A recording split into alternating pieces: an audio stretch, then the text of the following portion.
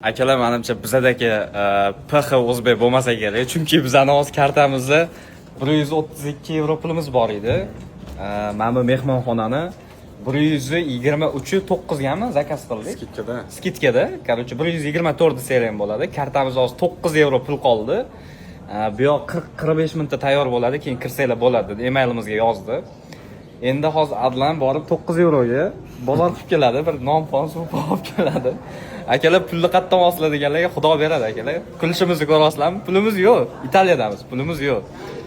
Pulimiz bor edi, bitta kartamiz u blok bo'ldi. Hozirgi kartamiz umuman pulimiz yo'q. Oxirgisi bu. O'shaning uchun mehmonxonada qolamiz. Ertaga nima bo'ladi, xudo biladi. Karta tashlang, pul tashlayman degan akalar kerak emas. Biz xalqdan pul olmaymiz, prosta aytib qo'yamiz sizlarga. Put me in this 25 years. Tashlamay hayvonlar.